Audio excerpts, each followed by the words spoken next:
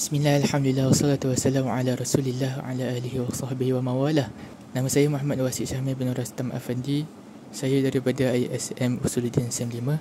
Saya akan membentangkan berkenaan aplikasi tahlil, analisis spektrum warna cahaya matahari.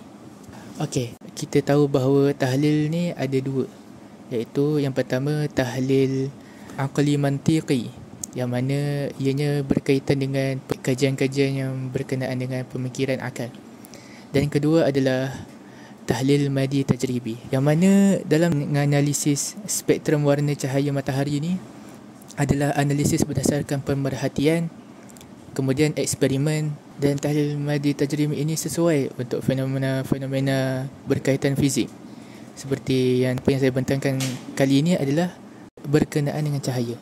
Okey, pertama, dalam tahlil ini kita akan membuat pemerhatian awal, yang mana cahaya yang kita boleh perhatikan, cahaya matahari ni putih.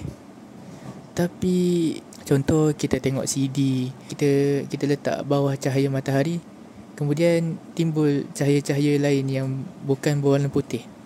Kita nampak warna-warni, padahal itu daripada cahaya matahari. Kemudian kita juga boleh perhatikan warna langit warna biru, tapi apabila senja ia berubah kepada jingga dan berubah kepada merah. Dan contoh lain juga adalah pelangi, yang mana pelangi berasal dari mana? Adakah daripada cahaya matahari, tapi cahaya matahari putih? Adakah cahaya matahari dibiaskan oleh titisan hujan yang mencipta pelangi yang mempunyai warna yang berwarna-warni? Okey, dengan itu kita akan menggunakan satu alat, iaitu prisma kaca, yang mana kita pergi ke proses seterusnya, iaitu eksperimen.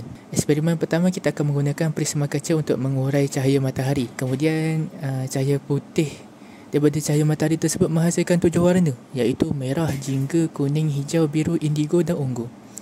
Dan akhirnya kita dapati bahawa eksperimen, daripada beratus eksperimen yang kita ulang-ulang, tetap menghasilkan keputusan yang sama. Dan akhirnya kesimpulan kita dapat daripada analisis ini, daripada pemerhatian, kemudian eksperimen dan kesimpulan, bahawa cahaya matahari bukan satu warna tetapi campuran spektrum. Dan spektrum ini muncul kerana pembiasan dan penguraian. Dan akhir sekali, ianya dapat dibuktikan kerana fenomena ini berlaku secara konsisten, membuktikan hukum fizikal ini adalah hukum yang tetap. Sekian, terima kasih.